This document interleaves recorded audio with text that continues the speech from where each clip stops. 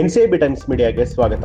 ವಿಜಯ್ ಮಲ್ಯ ಸಾಲ ವಸೂಲಾತಿಗೆ ಸಂಬಂಧಪಟ್ಟ ಹಾಗೆ ಕರ್ನಾಟಕ ಹೈಕೋರ್ಟ್ನಲ್ಲಿ ಅರ್ಜಿಯನ್ನ ಸಲ್ಲಿಸಿದ್ದು ಬ್ಯಾಂಕುಗಳಿಗೆ ಖಾತೆ ಹೇಳಿಕೆಗಳನ್ನು ಒದಗಿಸುವಂತೆ ನಿರ್ದೇಶನ ನೀಡಬೇಕು ಅಂತ ಹೇಳಿ ಮನವಿಯನ್ನ ಮಾಡಿಕೊಂಡಿದ್ದಾರೆ.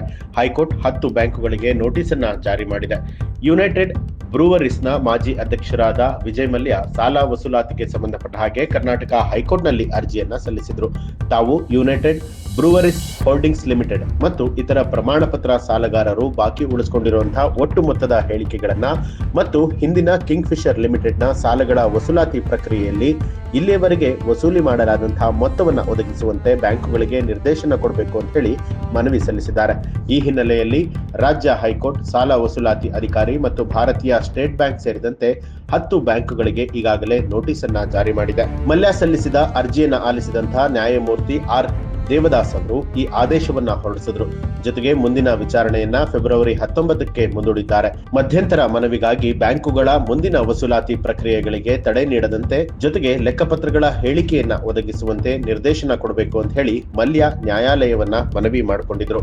ಅರ್ಜಿದಾರರ ಪರ ಹಿರಿಯ ವಕೀಲರು ಕಿಂಗ್ ಫಿಶರ್ ಏರ್ಲೈನ್ಸ್ ಮತ್ತು ಹೋಲ್ಡಿಂಗ್ ಕಂಪನಿ UBHL ವಿರುದ್ಧದ ದಿವಾಳಿ ಆದೇಶವು ಅಂತಿಮಗೊಂಡಿದೆ ಮತ್ತು ಬಾಕಿ ಮೊತ್ತವನ್ನ ಈಗಾಗಲೇ ವಸೂಲಿ ಮಾಡಲಾಗಿದೆ ಅಂತ ಹೇಳಿ ವಾದಿಸಿದ್ರು.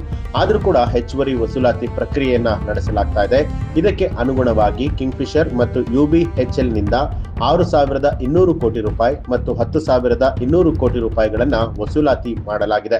ಅಲ್ಲದೆ ಸಂಸತ್ನಲ್ಲಿ ಹಣಕಾಸು ಸಚಿವೆ ನಿರ್ಮಲಾ ಸೀತಾರಾಮನ್ ಅವರು 14,000 ಕೋಟಿ ವಸೂಲಿಯನ್ನ ಮಾಡಿದ್ದಾರೆ ಅಂತ ಹೇಳಿ ಈ ಬಗ್ಗೆ ನ್ಯಾಯಾಲಯದಲ್ಲಿ ವಾದವನ್ನ ಮಂಡಿಸಿದ್ದಾರೆ. ಅರ್ಜಿಯು ಸಾಲದ ಮೊತ್ತವನ್ನ ಪಾವತಿಸಬಾರದು ಅಂತ ಹೇಳಿ ಸೂಚನೆಯನ್ನ ಕೊಟ್ಟಿಲ್ಲ. ಆದರೆ ಕಂಪನಿಗಳ ಕಾಯ್ದೆ ಅಡಿಯಲ್ಲಿ ಸಾಲವನ್ನ ಸಂಪೂರ್ಣವಾಗಿ ಪಾವತಿಸಿದರೆ ಖಾತರಿ ಕಂಪನಿಯಾದಂತಹ UBHL ಯಾವುದೇ ಹೊಣೆಗಾರಿಕೆಯನ್ನ ಹೊಂದಿಲ್ಲ.